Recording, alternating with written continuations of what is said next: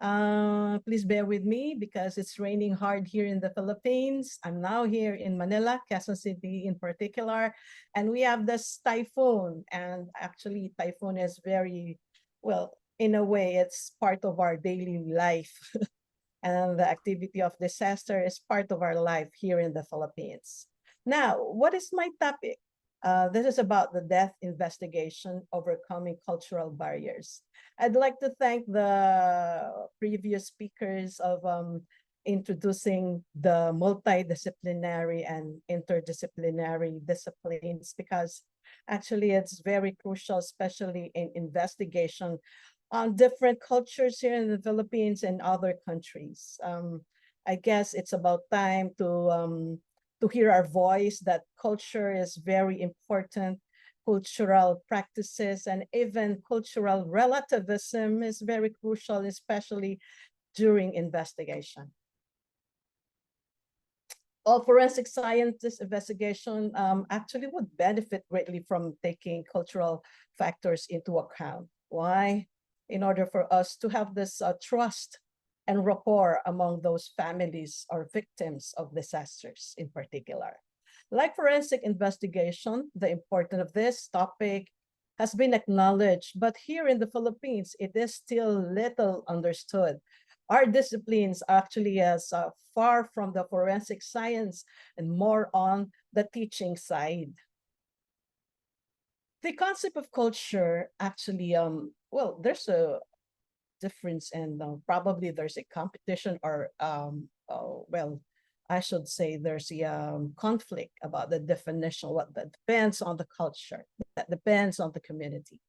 The concept of culture lacks a universally agreed upon definition, despite the endeavors of various scholars to delineate and elucidate it within the context of their respective fields of expertise. There's no universal culture. There's no universal practice. And of course, this presentation aims to explore the concept of culture, this culture, and its impact on the perception of the investigators. For us anthropologists, actually, this is very timely because in the Philippines, there are a lot of conflicts, especially when it comes dealing with a religious group or ethno-linguistic groups in their particular cultural practices. Investigators should take into account that cultural practices can have both negative and positive effects on investigation. The cultural perspective on death and disaster, religious beliefs play a big role in influencing culture, especially during disaster. In nations where the majority of the people adhere the same religion or different religion, regarding the meaning and the purpose of life, as well of what occurs after death, every culture has its own set of beliefs. So investigators in every country should be sensitive, especially in investigation. This affects the way certain cultures see death. So I'll be focusing more on death. Well, in the Philippines, for having a forensic group, actually, we are initiating the Agham Forensica. I hope this will manifest. I hope this will be turned into a group here in the Philippines and other countries. It's a dream big, set goals. And as of now, I think we should take actions, especially in considering other disciplines in investigation, not just forensic scientists, but other subfields of social sciences, particularly behavioral sciences, because the increase of public understanding of multidisciplinary and interdisciplinary approach in managing mass fatalities, actually it's more of an action, especially for those countries with little resources, low resource, and of course, with diverse legal, socio-cultural expectation. They have different sets of political structures. In many cultures, there are a variety of rituals and practices that accompany death, and people in a grieving process. In psychology, there are different stages in grieving process. In the Philippines, we have different stages of grieving processes. So it's more of the cultural aspect. As a cultural anthropologist, it is imperative to first investigate, of course, the early humans in this presentation. I am not biased about my discipline, but I think it is more beneficial to know that in the early humans, especially the species Homo naledi in South Africa, they excavated fossils comprised of minimum of 15 specimens, encompasses diverse array of skeletal remains, several instances of all bones. So what is the significance of this Homo naledi? Homo naledi exhibit the behavior of intentionally depositing individuals of the same species in remote and challenging sections of cave systems, and additionally interring them seemingly in shallow burial sites. They practice rituals on burials, and of course, they are the first. It's still under investigation. They actually do some rituals on death, and of course, the process of grieving. Same with the Neanderthals, if I may say, because most of you are forensic scientists. Neanderthals who live approximately 100 to 40 years ago are credited with being the first prehistoric individuals to provide a formal burial for deceased. And this is very significant on how humans actually act on the deceased, on how they prepare death. Well, in the Philippines, prior to the Spanish colonial or pre-colonial Philippines, our burial traditions is very, very different from other cultures, because most of the time we actually give things to the departed person, okay? Things that are actually personal for him, because we believe that this person or this relative will actually have a second life, traveling through water, by boat, and other traditions. That depends on the culture, because we have a lot of actually burial practices in the Philippines. In deceased individuals, we cannot, if we investigate really in reality, we cannot directly derive any benefits and significance and investigation into death, but more of the advantages of the living person and the forthcoming generation. What happened? They need closure, especially when it comes to death. They need to understand how the person died. In the Philippines, this is our laboratory. I'm with Dr. Fortune. We have different practice because of that. That's part of our tradition. Prior to investigation, we need to pray, okay? And of course, there are ethical issues that we need to follow, okay?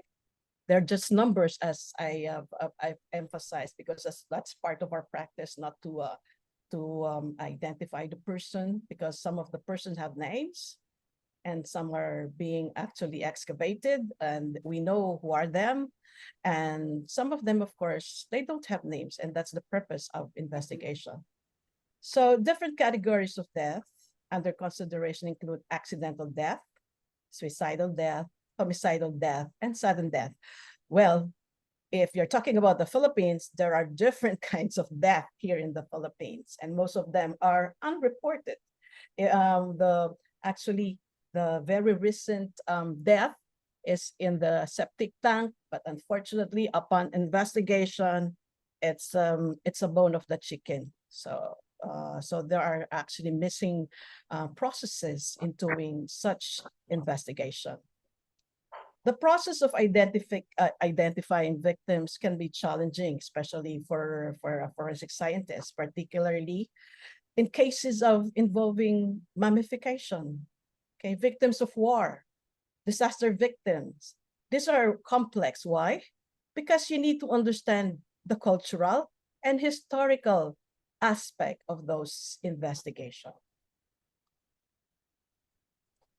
DVI is employed to ascertain identities of individuals who have perished in large-scale casualties resulting from either anthropogenic or calamities. I'll be focusing more on DVIs in disaster, okay?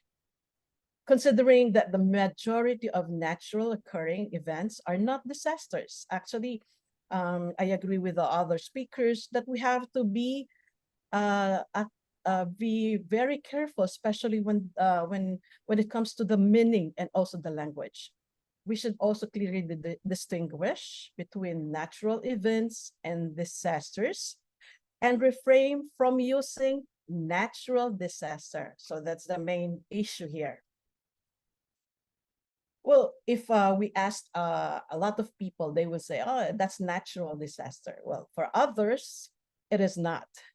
When it comes to the definition of disaster, it is a situation or event that overwhelms local capacity, requiring a request to a national or international level for external assistance.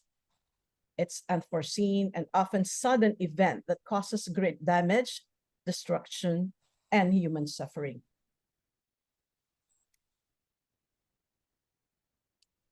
As I've said, as you can see in the map, we are actually affected by different disasters. And in that particular drawing, the square, the orange square, actually it was, well, millions are affected by different disasters. I'm using Sendai framework for the disaster reduction because this is one of the framework that some of the organization and government are using. There are different kinds of disaster. There's a small scale disaster only affecting local communities. And that's more on particular group. Large scale disaster is a type of disaster affecting a society which requires national or international assistance. As you can see, most of the people, specifically Manila, that was the the disaster before, we suffered from flooding. And there's the frequent and infrequent disaster, probably of occurrence. The impact of frequent disaster could be cumulative or become chronic for a community. Well, in reality, they have no choice but to stay there at a particular community. And there's also slow onset disaster. This is defined as one of that emerges gradually over time. Slow onset disaster could be associated with drought, sea level rise, epidemic disease like COVID-19, and others. Sudden onset disaster is caused by dangerous event that happens rapidly and unexpectedly. And that actually what happened during the storm surge. Okay. Let me emphasize also the concept of hazard. Refers to a potential source of harm or damage to both humans and environment. Hazards can be anthropogenic, landslide, or natural. Hazard on a variety of scales has potential to be devastating to species and ecosystems that are at risk. Therefore, there's overlapping between hazard and disaster and are used interchangeably. Natural hazard disaster management phases are the pre-disaster, disaster, and post-disaster. In reality, in the Philippines, I don't know, but most of what I observe, it's more of during disaster and the post-disaster are actually doing this kind of action for the community who are being struck by a specific flood or earthquake. Let me emphasize that there's no such a thing as a natural disaster. We look back and actually we can move forward, especially if we understand the concept of this disaster. Actually, there is a notable absence of initiatives that prioritize preventive measures such as pre-disaster intervention, especially in the government or probably in the local government. There's no continuity or continuation about the projects. Well, there are some instances, there's an underlying corruption. Okay.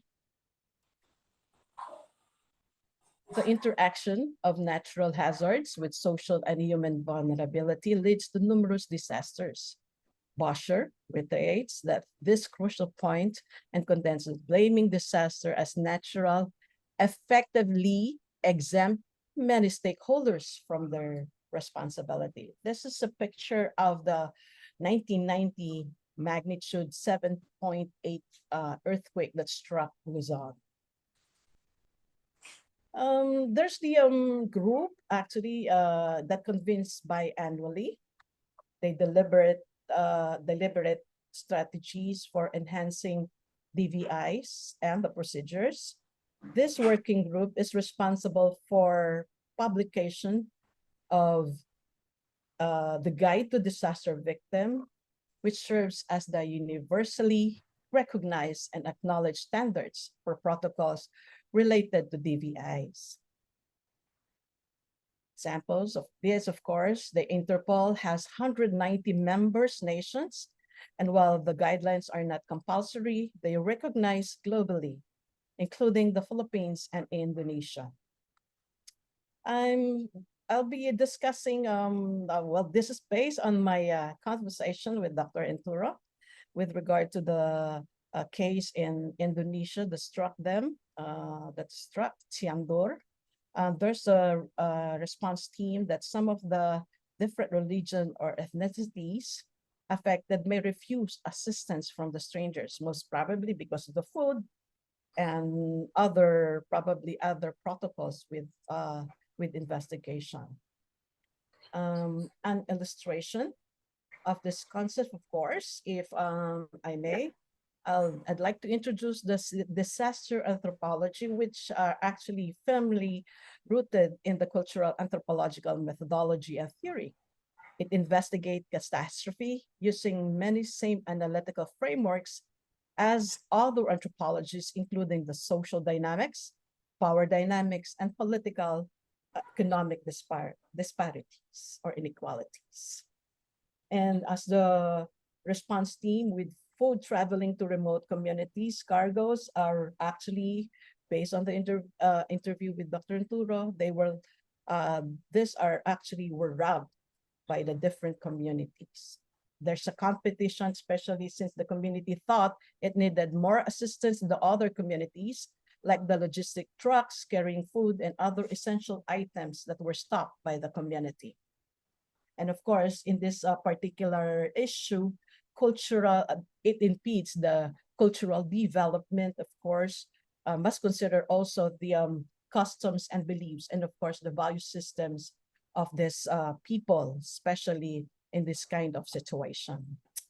What I'm proposing is the concept of the iceberg model, which shows that only a portion of cultural components are visible to us at a given time, and that's only for the surface.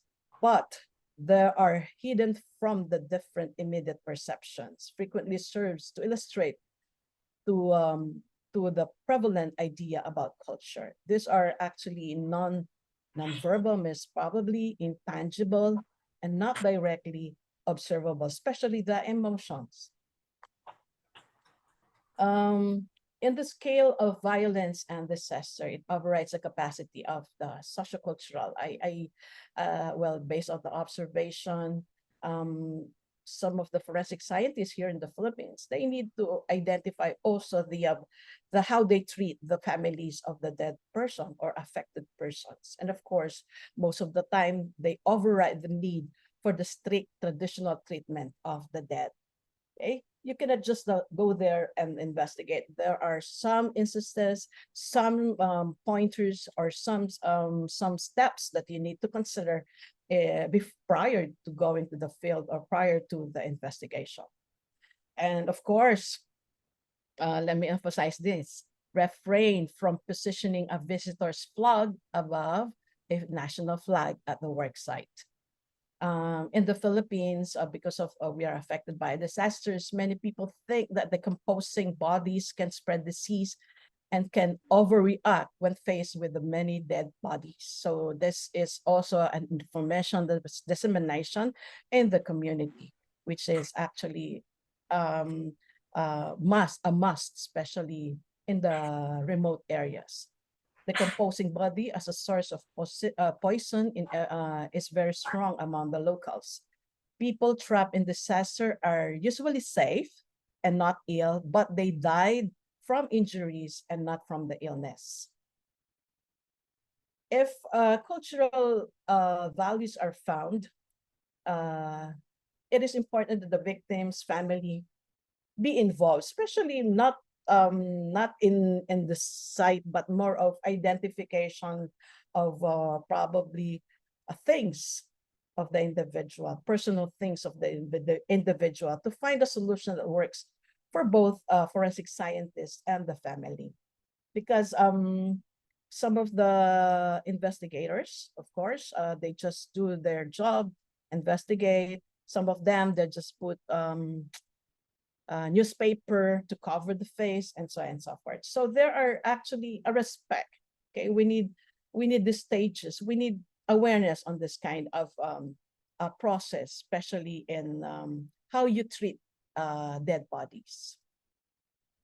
The assertion is being made because it is more sensible, especially investigation, in accepting the cultural sensibility approach in the investigation. Especially, it is important to also consider the identification of survivors in the event of mass fatality. What is your observation here? These are actually affected by the ozone disco, fire. These persons were actually affected by fire. And in this kind of context, you could see that they actually collected all the things, the material things of the affected victims, okay? So in this kind of investigation, for the cultural anthropologists, for the archaeologists, it's out of context. Instead of using those material things, identifying the position of the victims, the relatives of the victims, the close friends of the victims, we cannot do that because it's out of context. The historical and current calamities have demonstrated that cultural anthropologists could potentially be called upon to get involved with this understanding. Sadly, anthropology is gradually being accepted in some of the disciplines, especially in forensic science, hopefully soon. And when responding to a crisis to another country, we should understand the customs and tradition involving treatment of the dead. Actually, there are a lot of publications now calling other groups, especially in my country, that just read this culture and disasters. There's just standard forensic practices may need to be modified to fit better with the local culture. Take note with the local culture, because we have a lot of different groups in the Philippines, 141 or more ethno-linguistic groups in the Philippines with different ideas, definition, and characteristics, and beliefs of death, and of course, disaster. So forensic scientists must engage their clients, victims, family in a culturally competent manner. Okay, we all know that we have these issues about the trust among the doctors, trust among the scientists. So we should have this rapport in talking with the relatives of the dead persons. It is actually also to lessen in likelihood that the different culture would create more barriers in communication. And of course, understanding and trust is important. This is our pathologist, Dr. Fortune, and me in the laboratory investigating a case. It's NDA. In criminal cases, actually, this is when my colleagues are involved in doing examination of skeletal remains that were excavated near the Department of Justice. During that investigation, again, the bones are out of context. We cannot do anything because the constructors actually collected all the bones and put it in one box only. Okay, I emphasize here that in the investigation like this, if the site is historical, we need permits, especially at the National Museum and the National Commission Culture and the Arts. That's the process, especially in doing investigations like this, if it is a historical site. So we use techniques of identifying people, analyzing and categorize the bones, gathering evidences, crime site investigation, archaeological techniques, and excavation. As of now, sorry, as of now, this case is actually where this second group who are investigating and doing more substantial activities on this, historical and of course, archaeological and anthropological. The success of investigation, I would like to emphasize the concept of empathy. Okay, in order for us to succeed, this is just my proposal. The implementation of multidisciplinary strategy. The philosophy of Hastings slowly holds significant importance. The need for careful preparations, which incorporates cultural sensitivity, empathy, an intrinsic component of nature of humanity. Platform offer avenues like the forensic science conferences to be aware, especially for the students, for the community to offer assistance to person undergoing the process of mourning. We have this DVI procedure, ideally, that investigate the disaster scene, of course, the area, the mortuary, the antemortem data collection, reconciliation. We have this debrief, establishing temporary mortuaries to deal with DVIs, method of packaging and preserving remains at the scene. Okay, but this actually had we had the problem of this when the storm surge affected the area. Okay, the development of quantitative decision support tools, country-specific approaches to DVI, if that's visible, the politics associated with DVI, and of course, the need for culturally sensitive towards those victims and families, and preparation for training exercises. Guess what? Gladly, we have this. Due to other trainings, apart from giving biological profile, we have this cultural competencies in some of the government agencies.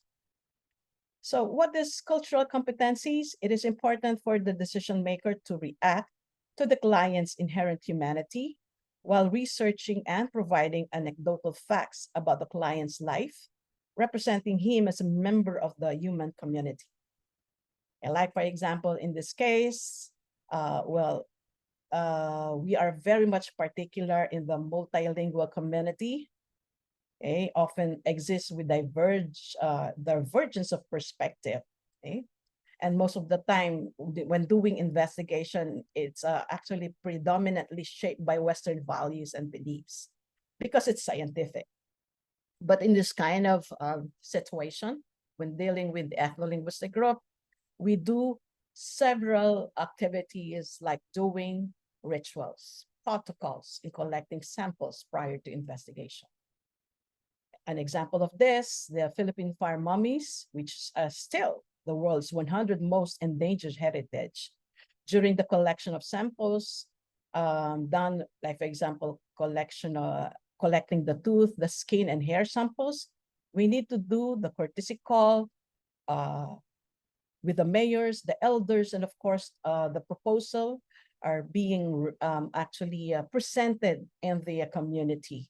And of course, we will do rituals like preparing material things like chicken, alcohol, cigarettes, okay, used for the ritual prior to entering the cave for data collection. Another, my experience here in among the Manobo group, prior because of the development of DAN, okay, we need to do some investigation because these are burial sites that will be affected by the development. Same process, the NCCA, National Commission on Culture and Arts, and of course, National Museum will, we need to process the permit in order for us to investigate. Okay, so again, there's ritual in respect to the people, to the community, and respect to the ancestors or the spirits of the community. Here's the sample of the death ritual helps actually affected families or victims of landslide during the Typhoon Mangkhut. Okay, and as you can see, it's very hard, especially to shoulder the coffin of the affected person. Okay. Another, here's also the Mangyan group. Actually, there are a lot of Mangyan people were killed, but still under investigation because of, there's a political context in this kind of activity. And another, most of the affected victims, guess what? Who are the first actually responders? These are the police, and of course, of the disaster risk management group. But sometimes there's an issue between the NBI and of course the forensic scientists in a different group. Okay, so I hope this can be an eye opener to have this collaboration with the NBI, the pathologists, and other NGOs to do this kind of issues and actually to have this cooperation, okay, to understand the real issue about this disaster. And because of this, there are a lot of there are a lot of police, the DRRM. Sometimes there's a clash of culture because of this kind of different perspective. Okay, so this is one of the example of the how they preserve, how they actually preserve, how they respect the dead persons. Sometimes they don't agree to have this autopsy. And I agree with the other technology that if there are families that agree with the autopsy, we have this kind of technology, which we have those. Even x-rays, we don't have that in our laboratory. And of course, if there are actually victims of disasters, it's well, they in some particular groups they are required to this kind of ritual, and actually killing of pig offering to ensure the ancestor would become actually good, and especially in the spirit world. It is an offering to the ancestors of a particular community. We have this called 𝐬𝐤𝐭, meaning in our language is more of wailing, how they cry, especially when it comes to the victims of disaster. And that's also another topic to discuss, how to handle this kind of situation prior to investigation. If the person is actually suffering a lot of based on his her or his experience in the calamity. Oh, of course, another tradition in North is the hanging coffin. Again, as I've said, there are different processes in order for you to do prior to the investigation. Okay, they believe that they need to send the dead higher to talk to their ancestors. Okay. Luckily, now in the Philippines, we have this Metro Manila Cups who are now undergoing cultural sensitivity training. And who are those? Those people in the National Commission for Muslim Filipinos. And most of those NCMF are actually ethno-linguistic groups. They need this cultural sensitivity on how they treat the different cultures or different groups in investigation. Another, PNP boost religious cultural sensitivity drive among cops. Okay, because of the newly elected Senator Robin Padilla called that institution about the Muslims. Okay, they found that there's a discriminatory about these people, about this group. So they need to train on the cultural sensitivity, especially in investigation. Okay, rituals, actually, this is my last parting words. Rituals and customs contribute establishing a structured and predictable framework, thereby fostering a sense of regularity and normality. Therefore, culture plays a significant role in forensic investigation practice. Hence, the examination of death serves as a conduit for fostering open communication, managing and comprehending the various stages of human existing, and demonstrating respect for culture. Anthropologists never work alone. We need each other. The DVI process necessitates a multidisciplinary and interdisciplinary strategies. As a result, it works closely with a variety of forensic experts. Maraming salamat po at magandang hapon, and these are my references. Thank you so much.